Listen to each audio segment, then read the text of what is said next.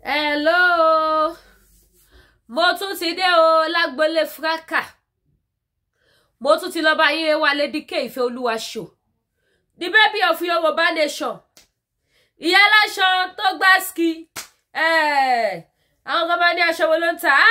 Aṣọ ni mò ń tà. Mi ò ṣe fraka 2025. Ó lẹ́tí gẹ́. Ẹ jọ̀ọ́ gbogbo ìyá alálùbáríkà bàbá dùnú ẹ bá mi share ètò mi ẹ bá mi pín wọ̀ gbòòrò ayé. We are here to learn. We are not here to join anybody or to fight anybody. We don't dey fight for this platform. We be gentle mommy, gentle daddy. And big Bekoni, all the mommies and daddy way they this platform, they be gentle people. We know they fight, but we are here to learn. Mo tún ti lọ bá yín gbọ́ alágbélé fraka. Gbàsìgbòsí tó lágbára. Àfi kọ́ ló ń ṣàánú wa. Ẹ jọ̀ọ́ ẹ wá raṣọ o. Ẹ jọ̀ọ́ o. Mi ní disturb yín, mi ní máa tó aṣọ para. Tí láìlọ́nà aṣọ máa disturb yín, máa jẹ́ kẹ́ farabalẹ̀. Kẹ́ enjoy ara yín, kẹ́ pa ronú tì, ẹ má ronú, kò sí ronú fáwọn 2025. Ẹ̀yin tẹ́ bá ṣàtìfẹ́ ronú ẹ kó ra switch sórí Lady K Ifeoluwa show, kẹ́ ra wá fraka kan, kẹ́ máa wo bó ṣe ń gbà sí fún àwọn gbòs tó bá ní pé nǹkan táwọn fẹ́ ṣe nìyẹn. Àwọn akọ á dẹ̀ máa fi wọ́n pa ronú. Èmi náà mo ṣe wà mo máa ronú o. Mo máa ronú o, torí ìdùn ni kì í ronú. Èèyàn tí ó fẹ́ jẹ́yàn láyé ni ó máa lóhun ronú. Èmi máa ronú o. So tí ronú yẹn bá wá ti fẹ́ wá tó ti fẹ́ gara, máa ra switch, máa gbọ́ wẹ́rẹ́wẹ́rẹ́ máa ju fóònù síbí kan. Tó bá gba kínkín airpod sétí, so mo ti gbédé. Ẹ subscribe sí YouTube channel mi, kẹ́tọ́ notification bell. Ó yá, let's go there. Ẹ já fojú lóúnjẹ. Ẹ ṣẹ́gun. Àbí ó ṣàfẹ́ kí n fún ẹ lówó ṣá, ṣùgbọ́n ò lè rí kọ́bọ̀ bàbí bàbí kó ṣe fẹ́ lọ fi ṣoògùn ni. Kò possible mi ní fún ẹ ní kọ́bọ̀. Torí pé mo mọ̀ pé ibi ò pa ẹ́. Kò yé ìyá ẹ̀. Gbogbo kíní yẹn ó yé mi ní fún ẹ ní kọ́bọ̀, owó tèmi ò ní tẹ̀ ẹ́ lọ́wọ́. Because òun lè fẹ́ lọ fi ṣoògùn. Ìwọ lọ́wọ́ wa. Ìyá ẹ̀ kéré, ó bí tí ó bí ló máa gbé ìyá ẹ̀ mi. Mo sọ fún yín lórí ìkànnì. Mo ní pé anything tẹ́ bá fẹ́ gbé wá ní spiritual máa gbé wá fún yín. Mo sọ fún yín pé tí ẹ bá fojú di mí, odò mi máa gbé yín mì. Mo sọ fún yín. Kọ́lọ́mọ kìlọ̀ fọ́mọ rẹ̀. Ó máa lágbára gan. Ṣé mọ̀ pé mi ò wá fún ẹ? Ṣùgbọ́n tó bá wá fún mi, ayé ẹ máa parun. Èmi mo sọ bẹ́ẹ̀ fún ẹ. Jẹ́ káwọn student mi jẹ́ kó máa fún ìyá ẹ̀ jẹ náà. Mo ti dà wọ́n síta kan bá ti ìyá ẹ̀ jẹ. Ṣé kò yẹ? Mo lè tún employ àwọn èèyàn tó máa ṣe fídíò fún ìyá ẹ̀. Tó máa ṣe fíìmù fún ìyá ẹ̀, tó máa fún ìyá ẹ̀ jẹ, tó máa fún ìyá ẹ̀ jẹ gbogbo ìdílé ẹ̀, ó máa fún wọn jẹ. Torí mi bá scatter. Kò yé ìyá ẹ̀. Because ó fẹ́ máa ṣe bí Almighty Universe. Ìyá ẹ̀ máa kàn gbogbo yẹ́yẹ́. Ìwọ láyé ẹ̀ bàjẹ́ jù. Ayé ẹ̀ bàjẹ́. Ibi táyé ẹ̀ bàjẹ́ dé, ó tún du ọkọ ẹ̀ sábọ̀. Ibi táyé ẹ̀ bàjẹ́ dé lórí social media. Ayé ẹ̀ bàjẹ́, Ọlọ́run ọba gbọ́ ni mo fi ṣe sìtì. Ó jẹ́ nǹkan kan níwájú mi. Ó mọ̀ pé tó máa sọ pé sábàdé sábà. Ó yẹ kí ìyá láyà ẹ̀ sábà ara ẹ̀ ni. Kò yé ìyá ẹ̀. Tó bá sọ pé sábàdé sábà, ó yẹ kí ìyá ẹ̀ kó sábà ara ẹ̀. Ó yẹ kójú ti ẹ̀ náà. Ó bú èèyàn ẹni yóò dẹ́ ló ní pé kò fún mi mọ̀ pé bí ń pa ẹ́. Tẹ́bí bá ń pẹ́ jẹ́ ń bẹ send gàrí address ẹ wà lọ́wọ́ mi. Jẹ́ ń send gàrí sí ẹ. Ó ní mi fún ẹ lówó, mi ò fún ẹ lówó rí, mo fún ẹ lówó transport náà tó fi wá sí court. Kò yé ìyá ẹ̀. Mo fún ẹ lówó transport tó fi wá sí court. Àbí mi fún ẹ ni, mo fún ẹ. Kò yé ìyá ẹ̀. Jẹ́ ká close the chapter yìí. Because olórí burúkú ẹ, ó fẹ́ kí ayé ẹ bàjẹ́ sí mi lọ́wọ́. Kò dẹ̀ sí nǹkan kan tó máa ṣẹlẹ̀. Hello ace. Ojú mi dáadáa. Ṣé kò yé ìyá ẹ̀? Wàláhì bẹ́ẹ̀ pógún bẹ́ẹ̀ gbọ́gba ibi ìbàdí màtí bàtí yín jẹ́. Àwọn students mi ó ti yé yín. Ẹ mẹ́ṣẹ́ presidential students. Ẹnu wọn ta lẹ́nu. Wàláhì ayé ìyá ẹ̀ bàjẹ́ wá gbó. Kí ni mo sọ fún ìyá ẹ̀? Ìyá ẹ̀ gbó. Wàláhì. Ṣó sọ yí pé olórí burúkú ni ẹni. Ṣó mọ̀ pé lọ́jọ́ kìíní àná ìwọ ló jẹ́ kí ìgbésí ayé Lizzy olè. Ìwọ ló jẹ́ kí ìgbésí ayé ẹ̀ bàjẹ́. Àti bá wá fún ẹ ní August. Ẹni tó fẹ́ gbà ẹ́ lọ́wọ́ mi wọn tí bí. Màá bẹ́ẹ̀ straight ọpọlọ ẹ tó ti dàrú yẹn màá bẹ́ẹ̀ straight ẹ. Màá bẹ́ẹ̀ mú nǹkan lẹ̀. Ṣó mọ̀ pé bí tá dé ní oríta kò yé Lizzy mọ́ lẹ́ni. Ilé ayé ẹ ló fi bàjẹ́. Jealousy òun ló fi balẹ̀ ayé Lizzy jẹ́.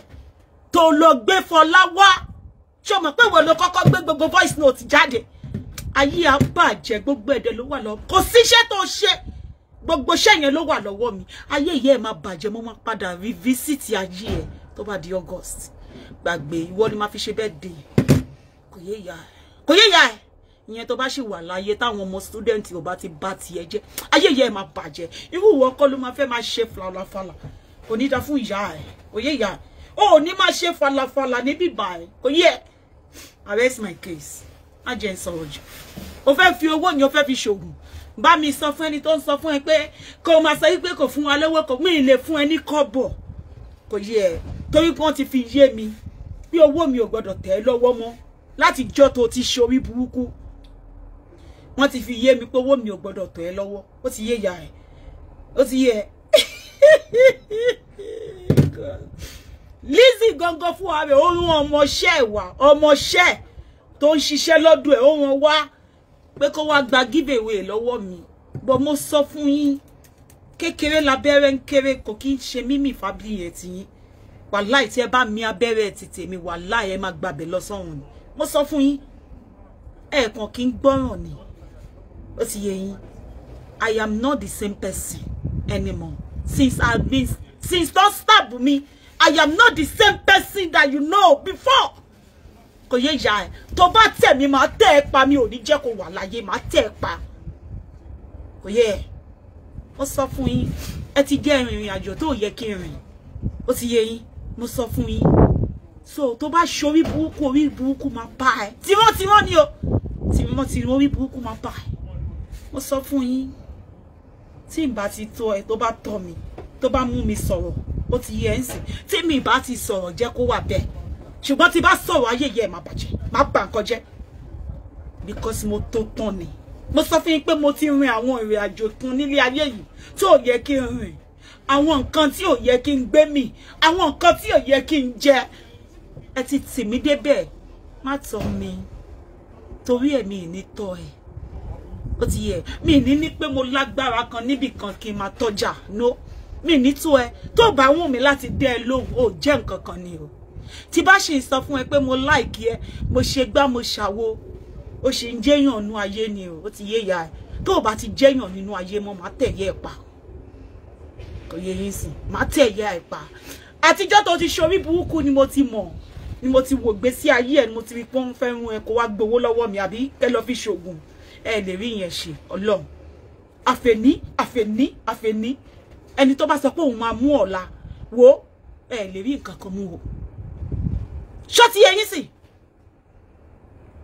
ẹni tó bá sọ yí pé òun máa mú ọ̀la ó ti yẹ ó máa wà bẹ́ẹ̀ náà ní títí láéláé ó ti yẹ gbogbo ore tó yẹ kó tọ́ sí ẹ tí bá tọwọ́ bọ̀ wàláì ohun burúkú máa já lu ohun burúkú ni ohun burúkú máa tí inú bá bí mi máa jẹ́ kó ohun burúkú já lu ohun burúkú fún ẹ ṣó ti yẹ má jẹ́ kí inú bí mi mo sọ fún ẹ be on your lane bó olórí burúkú ẹ ní 2024 ó fẹ́ máa ṣe bí báyìí ìyá aláya ọmọ pájọ wà lórí ìta mẹ́ta yìí ni orí ìta mẹ́ta ìlàjọ wà kò yé ìyá ẹ ìwọ ni díẹ̀ rú jù tí bá gbé àwọn nǹkan tó yẹ kí n gbé jáde ayé ìyá ẹ máa bàjẹ́ ṣùgbọ́n ẹ̀yin students ẹ̀yin presidential students ẹ ṣe yẹ yamayama ẹ mọ history ẹ mọ gbogbo ẹ ìwọ tó bá mọ history olórí burúkú omíyalé olè nọ́ọ̀sì United Kingdom tó tún tọwọ́ jẹ́ fi hàn jẹ́ kí mọ̀ ṣé kò yẹ ń sìn ẹ fún ìyá ẹ̀gbẹ́ bá ti yẹ ẹ̀jẹ̀ òun ò jẹ́ nǹkan kan nú ayé onídọ̀tí ni ẹlẹ́nu rùn ẹlẹ́nu gbígbá aṣáwo aláyé bàjẹ́ arrest my case ìwọ́n tí ẹ ìzozo ṣó ti yé ìyá ẹ ayé kí mo sọ mo ní ayé ìyá ẹ máa bàjẹ́ ó ti yé ìyá ẹ sí ayé ìyá ẹ máa bàjẹ́ Aliu ọmọ pé mo sọ fún ẹ lánàá ó ṣẹ̀mí ó ti yẹ má bẹ̀ mí mọ́ kò yé ìyá ẹ inú sága ló wà ó dẹ̀ di dandan káyé ẹ jẹ́ kóró mo sọ fún ẹ Aliu ó ṣẹ̀mí kò yẹ tó bá gbégbá bára fún ẹ má tún ṣàánú ẹ ibi tí ó ṣẹ̀mí dé ó ṣẹ̀mí okay ma ó ṣẹ̀mí Aliu ṣé mo pé mo sọ lánàá pé ó ṣẹ̀mí mi ò kí ń parọ́ kò sí nǹkan kan tí mo fẹ́ parọ́ fún ṣó sì yẹ ń sìn kò yé ìyá ẹ̀ inú sága ló wà ó dẹ̀ di dandan káyé ẹ jẹ́ kó wọ́n sọ fún ẹ.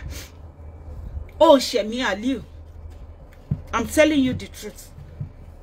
Kò sí nǹkan tó lè sọ tó máa fi ṣẹ̀mí ṣó ti yẹ torí pé kò lè yí ẹ kò sí bí mo ṣe lè ṣàlàyé tó máa yí ẹ ṣó ti yẹ ń sìn wọ́n ti finger brain ọpọlọ ẹ ó ti yẹ ṣùgbọ́n tó bá lè fi mú sílẹ̀ ó máa yí ẹ ṣé kò yé ìyá ẹ ó mọ̀ pé kékeré kọ́ ni 5 years Aliu sáré wọlé nìwọ 5 years kò kí ń ṣe máa yìí o gbogbo ìgbésí ayé Lizzy ni mo mọ̀ kò sẹ́ni tó fẹ́ fi tuntun kankan hàn mi kò sẹ́ni tó fẹ́ tún sọ nǹkan míì fún mi irọ́ ló gbé dání olè ló dì máyà abatẹnijẹ́ ni Lizzy kò yé ìyá ẹ̀ ó ṣẹ̀mí o ṣùgbọ́n nítorí pé Lizzy wá sínú ìgbésí ayé ẹ̀ ó ti yẹ ayé ẹ̀ á bàjẹ́ ṣùgbọ́n ó ṣẹ̀mí ṣùgbọ́n ayé ẹ̀ máa bàjẹ́ èmi mo sọ bẹ́ẹ̀ ṣé kò yé ìyá ẹ̀ èmi mo sọ bẹ́ẹ̀ pé ayé ẹ̀ máa bàjẹ́ ṣé kò yé ìyá ẹ̀ wàá mọ̀ yìí pé téèyàn kan bá sọ pé òun fẹ́ ṣe é lóore kò ní bà tàwọn èèyàn jẹ́ àwọn èèyàn kan ló bá níwájú Aliu àwọn kan ló ti ń ṣiṣẹ́ múvì kó tó ṣe tó bá jẹ́ pé bẹ́ẹ̀ ni àwọn tó ṣiṣẹ́ múvì ni wọ́n ṣe ń bà tẹnìkan jẹ́ láti jẹ́ káwọn gúnkè wọn ní débi tí wọ́n dé yẹn kò yẹ tí Fúnkẹ́ bá bà tèèyàn jẹ́ Fúnkẹ́ ò ní débi tó dé yẹn láti jẹ́ kó dókè kò ní débi tó dé ó máa jábọ́ ni kò yẹ tí Ìyábọ̀ Òjó bá ń bà tàwọn èèyàn jẹ́ kò ní débi tó dé yẹn ó máa jábọ́ ni kò yẹ tí Tóyìn Abraham bá ń bà tàwọn èèyàn jẹ́ kò ní débi tó dé yẹn ó máa jábọ́ ni nígbà tí Lizzy tó bẹ́ẹ̀ ṣe fíìmù níṣẹ́ ló ń bà ti Ìyábọ̀ jẹ́ ló ń bà ti Fúnkẹ́ Akíndélé jẹ́ ló ń bà ti Tóyìn Abraham jẹ́ olórí burúkú ẹ̀ ò máa jáde kò sọ pé ẹ̀yin abiyamọ ẹ gbà mí ẹ bá mi sọ fún Lizzy kó má bà tàwọn èèyàn jẹ́ mọ́ kó má dárúkọ àwọn èèyàn kó má fi kó bá mi ó sọ bẹ́ẹ̀ olórí burúkú ìyá ẹ fẹ́ẹ̀mù ọjọ́ kan olórí burúkú nínú ìrun ẹ kò sẹ́ni tó ní fẹ́ẹ̀mù kò sẹ́ni tó mọ ẹni tó ń jẹ́ Aliu nínú ìrun ẹ tálákà ló ti wá ó dẹ̀ máa padà sínú ilé dálákà ó lè là láyé ẹ ó lè jẹ́ èèyàn kókó ni mo sọ fún ẹ ṣé kò yé ya ẹ ṣé o mọ̀ yìí pé tí wọ́n bá fi orúkọ èèyàn fi bà tèèyàn kan jẹ́ ó di dandan orúkọ tí wọ́n lò yẹn ẹni kan yóò ní jẹ́ èèyàn Aliu ò lè jẹ́ èèyàn èmi mo sọ bẹ́ẹ̀ fún ìyá wo mi kó tún mi wò inú ayé lèmi àti ẹjọ́ wà ó ti yẹ wọ́n fi ayé wọ̀n ẹ̀ kò yé ìyá ẹ̀ nígbà tó gbé ogun tiẹ̀ sílẹ̀ tó ń sọ ẹ pé kó máa lọ gbé ogun ológun ó mọ̀ ní àwọn tí Lizzy Anjorin tó ti bàláyé jẹ́ tó wá ń jẹ́ kó máa fi orúkọ sí ẹ bà tèèyàn kan jẹ́ ó wá ní ẹ̀yin gbogbo abiyamọ kò sẹ́bíamọ kankan èmi mo sọ bẹ́ẹ̀ mo fẹ́ wọ abiyamọ tó fẹ́ gbà yálà já ẹ̀ abiyamọ ò ló fẹ́ tẹ́wọ́ bẹ́ẹ̀ tó fẹ́ fi tiẹ̀ di ó máa fi ọmọ wọn wọ́n pọ̀ tiẹ̀ ní ìwọ ọmọ ni ẹni abiyamọ tó wá sọ pé àwọn dìde àwọn fẹ́ gbà àwọn ní ọgbàgbà wọ́n fọ ọmọ wọn rọ́pò kò yẹ wọ́n fi ọmọ tí wọn rọ́pò kò yẹ Lizzy ti balẹ̀ ayé jẹ́ àwọn tí ò ṣe Lizzy ló ń balẹ̀ ayé wọn jẹ́ ló ń balẹ̀ ayé wọn jẹ́ ló ń balẹ̀ ayé wọn jẹ́ torí pé sọ́sẹ̀sì àwọn tó ń bà láyé jẹ́ yẹn sọ́sẹ̀sì yẹn ń dùn Lizzy sọ́sẹ̀sì yẹn ń dùn Lizzy kò ní bá mi yẹ̀yà ẹ̀ tí bá tún gbé pé o ṣe ṣó o bẹ̀ yálà já ẹ tí mo sọ fún ẹ lánàá o ṣẹ̀ mí má ṣe ṣó mọ́ kó tún dárúkọ mi kó tún sọ pé kó bẹ̀ mí má ṣerú ẹ̀ mọ́ mo sọ fún ẹ ìjẹ́ ẹni téèyàn ò ṣẹ̀ ìjẹ́ ò ṣẹ̀ mí mo sọ fún ẹ Jésù mọ̀ pé ò ṣẹ̀ mí kì í parọ́ ò ṣẹ̀ mẹ́ ṣùgbọ́n mo hate bó ṣe ń ṣe olórí burúkú ni ẹ tó bá jẹ́ pé you are a genuine person ó ní lọ síbi tí wọ́n ti ń ṣépè tí omíyalé olè nọ́ọ̀sì tó wà nínú United Kingdom ó ní lọ sí ọ̀dọ̀ ẹ̀ láti máa lọ comment ibẹ̀ mo ti mọ̀ pé olórí burúkú ẹ̀dá ni ẹ ó ní lọ sí ọ̀dọ̀ omíyalé ẹni táyé ẹ ti bàjẹ́ tí ayé ẹ ti yọ̀dé ìgbésí ayé ó ti ṣá málámálá nǹkan tí Fọlá ṣe olórí burúkú omíyalé òun náà ṣe fún ọkọ ẹ̀ ó gbé voice note ẹni tó bímọ fún wa tó tiẹ̀ jẹ́ yí pé ẹni tó jẹ́ pé wá gbalé lọ́wọ́ ẹ̀ ni tenant ẹni ó dún ẹ lóyún wo student gbogbo ẹ̀yin presidential student ẹ bá ń finish ẹ̀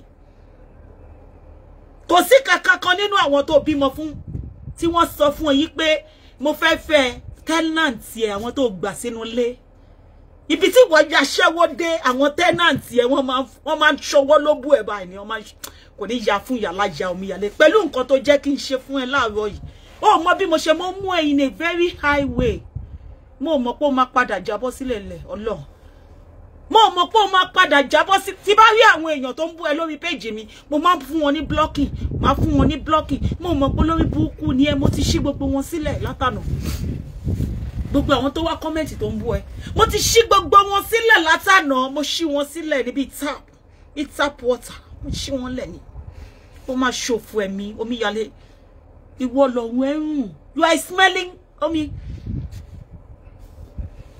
ọmọ ògúnfe ó yàtọ̀ sí ègúnfe bí òbú ẹ ṣe máa ń rùn bí èbò ègúnfe bẹ́ẹ̀ ni ayé ẹ ṣe bàjẹ́ ìwọ tó yẹ pé ìjókòó ìyà ìjókòó òṣì kò yé ìyá ẹ ìwọ ló jẹ́ ká mọ̀ pé oyún ke àbí wèrè ni bèbí yìí ni ìwọ ló jẹ́ ká mọ̀ pé oyún ke ni Lizzy gbé sóyún pé òun kọ́ ló lọ́mọ ẹ̀ àbí ìwọ kọ́ ló jẹ́ ká mọ̀ pé Lizzy kọ́ ló bímọ pé Lizzy ò bímọ sáyé ó sì gbàgbé ni máa bí ẹgbẹ́ wá drama ló fẹ́ ní ó máa ní season film tí ò ní lè finish Ọlọ́run bá ń gbọ́ ó ní lè finish ẹ̀ because àwa gbé dání ni kò yé ìyá ẹ̀ abẹ́ tó gbogbo drama ẹ̀mí mọ̀ pé lórí burúkú ni ẹ kò yé ìyá ẹ̀ ayé ìyá ẹ̀ máa bàjẹ́ ó ti gbàgbé bó ṣe wọ oyún ketí Lizzy gbé wá oyún ketí Lizzy ni ó ti gbàgbé bó ṣe wọ máa bẹ́ẹ̀ gbé fídíò yẹn síta ayé ìyá ẹ̀ máa bàjẹ́ tó máa gba skillicious ni àwọn ò ṣe gbogbo yẹn fún Lizzy ó back ẹ̀ up ni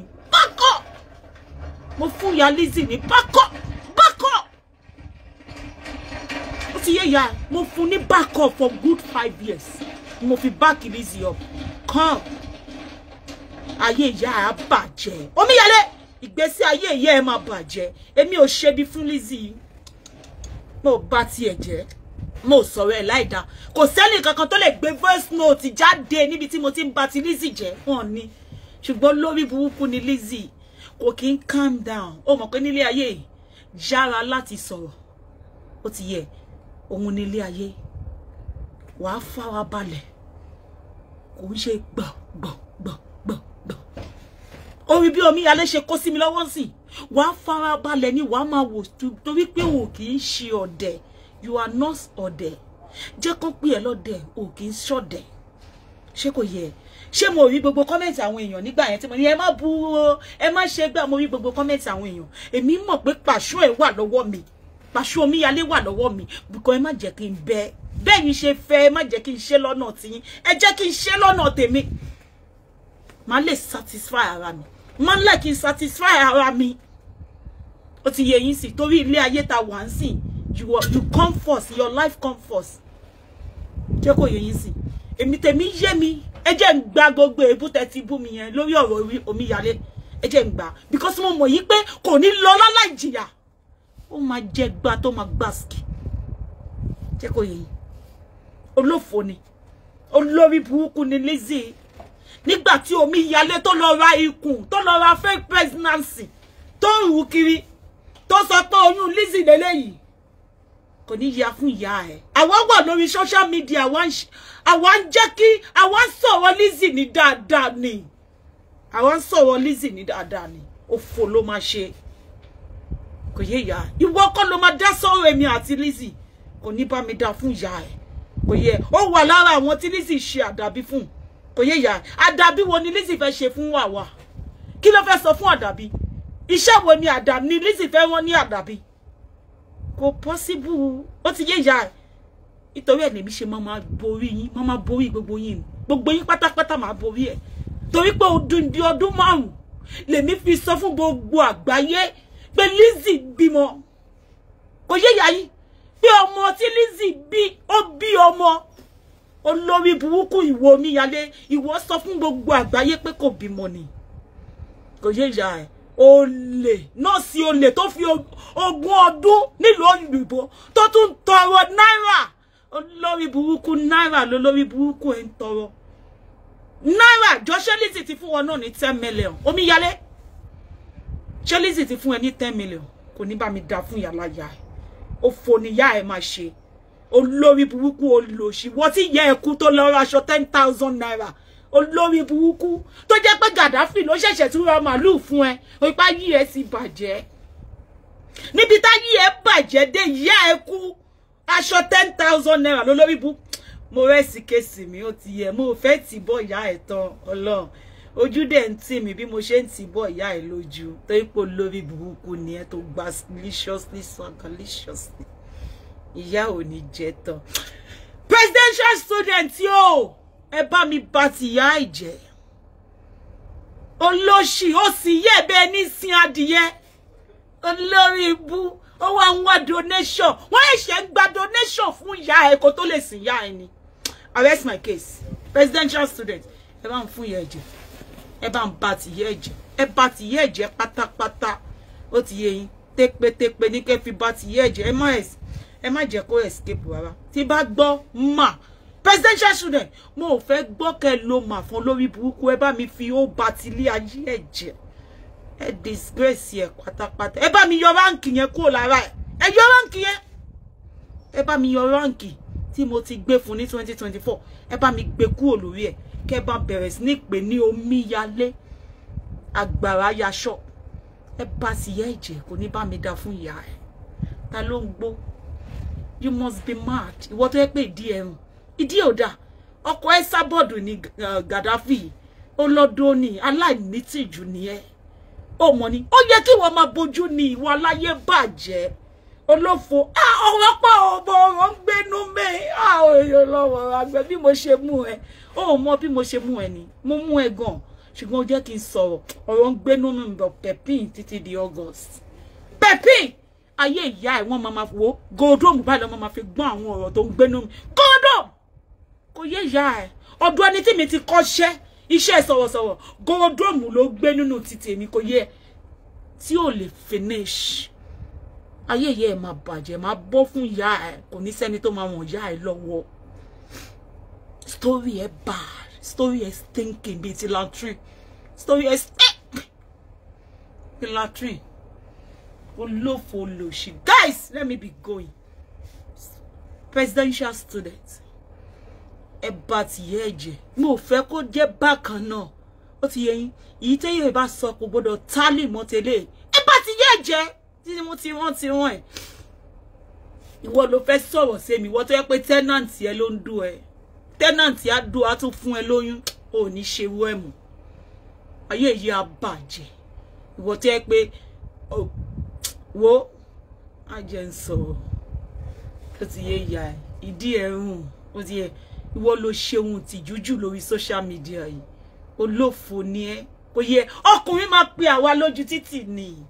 àwọn ò ní gbé fún àwọn ò ń gbọ́bọ̀ fọkùnrin pé bọ̀dá ṣẹ́ ẹ̀fẹ́ lórí burúkú ni ẹ ìwọ máa ń gbé fún wọn pé ṣẹ́ ẹ̀fẹ́ ni wọ́n á tún kọ sí ẹ lọ́wọ́ ibi táyé ẹ bàjẹ́ dé gbogbo nǹkan tó bí wọ́n kọ̀ lé ẹ lọ́wọ́ ni wọ́n yọjú wọ́n ṣe báyìí ẹ lọ síbọlẹ̀ wà ń bẹ̀ yẹn o ẹ ṣe ká wá wo ohun tẹ́ bí fún wa o wọ́n ṣe wú ẹ̀ fún ẹ má jẹ́ tó bá sọ̀rọ̀ wàláì wá lọ kú sínú omi oko wá lọ sí omi odò Thames wá lọ kú síbẹ̀ tó bá sọ̀rọ̀ wàláì mo fún ẹ di August ma flex mo fẹ́ kó flex mọ́sù ẹ ọmọ bí Lizzy ṣe bọ́ síta tó ṣe dá gbogbo nǹkan tó fẹ́ dà lẹ̀ mo fẹ́ kí wọ́n náà dá sí ẹ lẹ̀ bí kò sọ yí pé ó bá ti bí ṣe kò ní dá fún ẹnikẹ́ni tí mo bá ṣe tí mo bá ṣe mọ́ kò ní yẹ ìyá ẹ̀ ẹni tí mi bá ṣe mọ́ mi ò bá ṣe mọ́ náà ni kò yẹ ìyá ẹ̀ everybody go on your separate way I don't want to be loyal to any fogger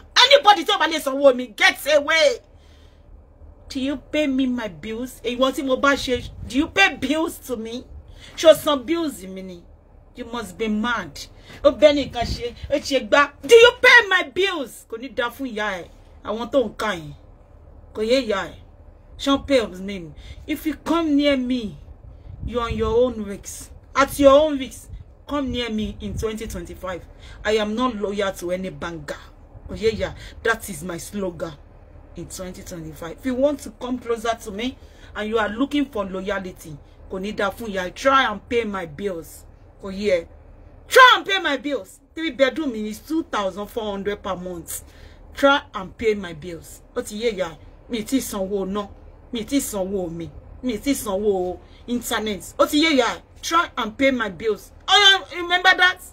So take your loyalty to First Bank and withdraw money from there, or take it to Lois to withdraw money from there. Ó ti yé ya. Take your loyalty out of my way. Do you understand? I am loyal to myself, not your rubbish life. In nuisance people, you don't get there loyal. You don't even loyal to yourself. You want somebody to be loyal to you. You must be mad. Oh yeah. And you don't have 2,400 every month. You want that kind of a person to be loyal to you? Oh my show for me. And it's your tick be about what's in Uli, Joe, for me, rice green gel. Only da fún wa àti loyalty ẹ o fo ni loyal ẹ ma ṣe mo fẹ́ kó bá mi sọ new things, say the new things to people, stop telling them ó ṣe pé kò ní da fún ẹ pẹ̀lú àwọn nǹkan tó ń kà síta yẹn o fo ni àwọn nǹkan tó ń kà yẹn ó ma ṣe jọ kí ni ìyẹn fẹ́ ṣe fún mi tí bá lọ síbi gàrí tí bá lọ sínú oko gàrí olórí burúkú yìí loyalty yìí máa gba gàrí mi jáde ni àbí loyalty yìí máa gbé container mi tó ń bọ̀ ó máa gbé wá sínú UK fún mi ó fo lẹ ma ṣe pẹ̀lú àyìn àti lóyà yín kò ní dá fún ẹ̀yin àti lóyà. Move closer to me at your own risks. Do you understand? Mo was so dangerous now, so be far away from me. Do you understand? I don't need you in my life. I don't need anybody in my life. The only thing I need in my life is God Almighty, the Alpha and the Omega and the finishing of my faith. That's my God that I need in my life, not you. Not that you love somebody that they will show love to you at the end of the day. Can you get your love? Nothing by biting, jealousy. Jealousy. Gbogbo nǹkan tí mò ń tà ló lórí burúkú yín fẹ́ tà. Gbogbo nǹkan tí mò ń ṣe ló lórí burúkú yín fẹ́ ṣe. Gbogbo yín lè fẹ́ Joanna Mayowa. Get out of my way. Let me continue to live my life in a low, like a low life. More like a low life, my life. I'm not the kind of person that make noise. Do you understand? I don't make noise. I don't shout. I just love my life to be happy. That's it. The way I am now, I'm so happy with my life and I love it. I love what I'm doing best. I love business and I'm doing it. That is my business. And you love it, people, loyalty. Loyalty, you take me the full custom. Custom as a show ya weary. Loyalty yìí kò lè gbé ẹja kíká tó ń bọ̀ kò lè gbé wá sínú UK òfò ní loyalty yìí máa ṣe kò ní dá fún loyalty òfò ló máa ṣe. Loyal to your life, loyal to your family. Okay, if you move closer to me, you are dangerous. Your life will be in danger. Okay, what's yeah, because èmi gangan ló ń pè ní danger. So 2025. Be loyal to yourself, not me. I can never be loyal to you. Okay? I love myself, not you. The only people that I love in my life are my fans. But yeah, and people that love me genuinely, I love them back. The most almighty people that I love most is my customer. The only people I need to send my loyalty to is my customer, not you. Not your lórí burúkú elebi. Not a ye bin na te ku lórí social media tí ó sì nǹkankan nínú gbèsè ayé yín téèyàn lè roam about. Ẹ kó ṣì dànù. Ó ti yé. Please say something new. Ó ti yé yín gbogbo MHM presidential student tó bá ti ṣe show lórí burúkú ẹ̀ tán ẹ fi analysis sí. Ẹ jẹ́ kó mọ̀ pé bíbá ni wọ́n pè ní MHM International. Ẹ jẹ́ kó mọ̀. Ẹ fún ìyá ìjẹ bat yẹ ẹ̀jẹ̀. Ẹ má escape ẹ. And make sure we go escape. Ti olófò ni aláyé bàjẹ́ ni wá fẹ́ la. Guys, let me be going. Aláyé bàjẹ́ ni. Okay, ẹ̀yin sì. God bless you, jàre o. Wọ́n ti dé. Wọ́n Ọlọ́run máa jẹ́ kó dá fún ẹ. Queen something. May God bless you. May God bless you, jàre. Jẹ́ kó mọ̀. Àwọn olóṣì alo loyalty fún yín jẹ́ ká fún yín ní dangerous zone. Kò ní dá fún yín. Ó máa shock yín kò ní. Kò yé yín. Ẹ̀yin olóṣì loyalty tó yẹ pé mi lè sọ fún shipper pé wá gba loyalty. Ṣé loyalty yìí ó lè gbé container mi wá sínú UK. Wọ́n máa wò pé are you crazy? Are you crazy? Ẹni tó máa clear ọjà mi tí máa rò pé I am loyal to you. Ṣé o lè bá mi fi clear ọjà mi máa wò pé ṣé o ti mad? Ṣé o ti ya wèrè ni? Nǹkan tó máa wò lọ́kàn, wọ́n máa wò pé ṣé mo wà okay? Ẹ̀yin olóṣè ya boss, yes. Loyal to your life, okay? Nobody loyal to. I love nobody. Nobody. What's here, yeah? Tí bá ṣe mistake, tí bá sọ pé love you, máa withdraw ẹ padà lẹ́sẹ̀kẹsẹ̀ because you deserve nothing. Deserve anything ju ìkorò ní kọ́lẹ̀ deserve lọ. Ẹ̀yin aláyé bàjẹ́. Wọ́n á tún pè ẹ́ ní mọ́mí olórí burúkú ẹ máa ṣe bí olóṣì. Kò ní dá fún ìyá ẹ. Èwo ló tó mi nínú àwọn ọmọ tó bí? Èwo ló tóbi nínú àwọn ọmọ tó bí? Aláyé bàjẹ́ onírọ́. Ìwọ ló bá gbé ìwọ tó máa ń wá speaker tó bá gbé sí ayé olè mẹ́ṣọ́. Olè mẹ́ṣọ́. Tó máa ń wá ìwọ ni. Kò sí nǹkan kí ló wá fẹ́ tó? Kí ni ìgbésí ayé ẹ fẹ́ tó? Mo bẹ̀rẹ̀ ní kí ni ìgbésí ayé ẹ fẹ́ tún ṣe? Ṣé ọmọ tí gbogbo ayé ti mọ̀ pé òun kọ́ ló bí? Níbi tó ṣe dé o tún gbé DNA jáde pé òun kọ́ ló bí ọmọ yẹn. Àbọ̀ gbé DNA jáde. Gbogbo ayé mọ̀ pé òun kọ́ ló bí ọmọ yẹn. Kò sẹ́ni tó believe pé òun kọ́ ló bí. Kò sẹ́ni tó believe pé Lizzy ló bímọ. Níbi tó ṣe tó gbé ìgbésí ayé Lizzy jẹ́dó, kò sẹ́ni tó mọ̀ pé òun ló bí ọmọ yẹn.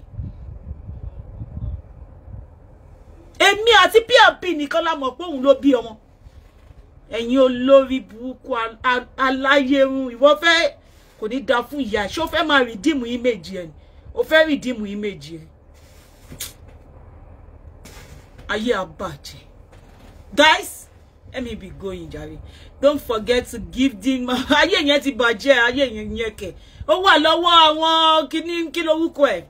Ó wà lọ́wọ́ àwọn students mi.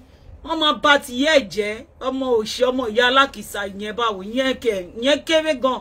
Ayé yẹn ti bàjẹ́ tipẹ́tipẹ́ yín ò ní nǹkan tó máa kí nìyẹn fẹ́ sọ kí ló wà lẹ́nu ìyá aláya wèrè. Kí ló wà lẹ́nu ìṣojú ẹ̀ bá la ṣe ń ba ìgbésí ayé gbogbo nǹkan tó lọ pé òun ṣe fún Lizzy. Ìṣojú ẹ̀ bá la ṣe ń ba gbogbo ẹ̀ jẹ́. Olè tó yẹ pé pàtàkì ẹ wá fún mi lówó kóun fi lọ ṣe flagging o. Àwọn òbèrè owó ta tó ba ìgbésí ayé gbogbo yín jẹ́. Copyright amu abaja ìjọ kan péré ní gbogbo yín kígbe ó ti ní copyright abu abaja dànù ayé kò lè wá ṣe show ọjọ́ kejì kò lè bọ́ síta abaja sọ fún ẹ kò yẹ mo wà lórí ẹ ó ti yé ya máa ṣe débi pé òní lè wá sí online fún 6 months àti orí Facebook o àti orí Instagram o wèrè yẹn á wọnú ààrẹ dáadáa ó lè mẹ́ṣọ̀ má jẹ́ kó mọ̀ forí social media yìí ló bá ní ìyá yìí ló ń pè ní social media jẹ́ kó yé ya ìwọ́n tí omi yalé prepare yourself for August ó ti yé ya ìwọ ni máa fi kásẹ̀ bẹ́ẹ̀ dì mí lẹ̀ ayé yẹ máa bàjẹ́ ó ti yé yẹ prepare yourself ìwọ lórí burúkú olòṣì àgbà òṣì àgbà olè àgbà gbọ́kọ́gbọ́kọ́ àgbà aláìlójútì olóṣì tó jẹ́ pé àwọn tẹ́nàntì ẹ̀ ló máa ń do àwọn tẹ́nàntì ẹ̀ báyìí ló ń fún lóyún olórí burúkú aláyé bàjẹ́ bọ̀dá ṣẹ́ẹ̀fẹ́ bó ṣe ń pín kiri nìyẹn bọ̀dá ṣẹ́ẹ̀fẹ́ ó máa ń pín kiri ni ó máa tún gbowó díẹ̀ a ní má ṣàwọn olóṣì omíyalé a ní má ṣàwọn ó sì rí sunday mọ́ omíyalé a ní má ṣàwọn aláyé bàjẹ́ ṣakuru magba olófò wá rí bí máa ṣe design ayé ẹ ìwọ máa wo orí page yẹn ó mọ̀ pé ó ti jẹ́ tán ó ti yé ya ó ti jẹ́ tán ayé yẹ máa bàjẹ́ tí wọ́n bá ti ṣe aṣọ kúrò lójú eégún yín olórí burúkú yín ṣe máa ṣe bí pé ẹ pàtàkì ẹ jẹ́ èèyàn nínú ayé wọn dẹ̀ mọ̀ pé lóṣì nìyẹn ẹ jẹ́ nǹkan kan alákìísà ló pọ̀ jù nínú yín alákìísà tó gbásíkì ní gbogbo yín ẹ̀yin olófò guys mo fi yín sílẹ̀ love you guys bye. Yóò fò ní God will bless you jàre Olúwa Tóyìn yóò fò ní olórí burúkú ni ta ló ń jẹ̀yà ìyá òṣì wo ni ìyá òṣì olórí burúkú wo ló máa ń disgrace ara rẹ̀ ṣé yẹn bímọ láyé ẹ̀ ṣá olórí burúkú ṣé o mọ̀ pé tó bá bí wa lọ́mọ ta nípò bí wa lọ́mọ sì ó yẹ ká advice ẹ̀ bọ́ tó o lè bí wa lọ́mọ ó ti yé ẹ ó lè bí wa lọ́mọ ó ti yé because o lè tó bá bí wa lọ́mọ ò ní máa dọ̀tí ara ẹ lórí social media bó o lè bí wa lọ́mọ. Yes, ẹ káàbọ̀ padà sórí ètò Lady K Ìfẹ́olúwa Ṣòdì baby of Yorùbá nation. Báwo lẹ ṣe rí sí? Báwo lẹ ṣe rí Fracas yẹn sí? Ó mu àbí ò mu? Ó yẹ tàbí ò yẹ? Ó yẹ o. Ẹ wo aṣọ wà, aṣọ ni mò ń tà. Ẹ wá bá mi ra aṣọ o. Ẹ wá bá mi rà o. Nǹkan tí mò ń tà rè o. Aṣọ ni o. Ẹ wá bá mi rà o. Nǹkan tí mò ń tà rè o. Lace lele pẹ̀lú inner with fine design. Ele tẹ́ ń wò yìí. Ankara ni tí wọ́n kóṣẹ́ sí. Èmi náà nírú ẹ̀ o. Very beautiful. Aṣọ tó ta lẹ́nu ni. Kò sí party tẹ́ lè wọ̀wọ̀ tẹ́ bá gbọ́. Ó ta lẹ́nu. Ó ta. Ọmọ ìdè yìí ta lẹ́nu. Aṣọ yìí ló ń jẹ́ bẹ̀. Ó ta lẹ́nu. Ó ta ó mú yes. Ẹ wá bá mi ra aṣọ mo kan lédùmarè bẹ̀ yín o. Ojú òní tì yín o. Bójú bá ń ti gbogbo èèyàn, ojú ò gbọdọ̀ ti wá o. Báyé àwọn èèyàn, ayé ò gbọdọ̀ yọ. Ẹ wo tí mo pé lọ́láwọ̀, ẹ wo bó ṣe fine. Ṣé tí ó wà lóríṣiríṣi. Ẹ wo tí eléyìí náà wọ̀. Mo rá lápé. Ẹ wo tí mo rá lápé náà wọ̀. Ẹ jẹ́ n gbé wá kẹrí dáadáa. Ṣé tí rí. Ẹ wo bó ṣe tí stó yẹn. Láti òkè wọ́n sí stó yẹn kanlẹ̀ ní gbàgbàgbà. Another color náà dẹ́wà. Kò sáṣọ tẹ́ bá rí lọ́wọ́ mi tí mi ní kọ́lọ̀kọ́lọ̀ ẹ̀. Ẹ jọ̀ọ́ patronize mi, ojú òní tì yín o. Àní ṣubú dànù ibi oníṣẹ̀lẹ̀ sí wa. Ilẹ̀ Yorùbá gbé wa kò ní gbọ́dọ̀. Má jẹ́ ká gbàgbé Yorùbá nation. No going back. Yorùbá nation. No going back. Yorùbá nation. No going back. No retreat. No surrender. Ọdún tàwa ọdún ayọ̀ ló máa jẹ́, a máa gba Yorùbá nation. Bí bá ti wù kí Sátánì kó gbógun tàwa la máa borí ẹ̀. A máa rí ilẹ̀ wa gbà. Ẹ jọ̀ọ́ bàbá ṣe ń ṣe kí ni bàbá ṣe ń wo show lọ́tùn lósì. Ẹ jẹ́ ká máa fi ọ̀rọ̀ Yorùbá nation wa sọ́kàn. Ẹ jẹ́ ká máa fi sọ́kàn ìjà tó ń jà lórí social media kò lè gba Yorùbá nation fún wa o. Energy táwọn ní ibi tó fẹ́ lọ sí nìyẹn. Wọn ò lọ sí pé kí wọn kó bọ́ kúrò lóko ẹrú. Àwa tá wá ń lò ẹ jọ̀ọ́ ẹ má jẹ́ ká ṣe kí ni ká ṣàṣetì. Wọ́n ní bẹ̀rẹ̀ kì í ṣe oníṣàfẹ́ tó bá ṣe dópin. Ẹ jẹ́ ká gba ilẹ̀ wa. Ilẹ̀ Yorùbá gbé wa kò ní gbé ọ̀dàlẹ̀. Ẹ ṣé gan mo dúpẹ́ o. Ẹ má gbàgbé láti subscribe sí channel mi. Kẹ́dẹ̀ turn notification bell yín. Ó dàbọ̀.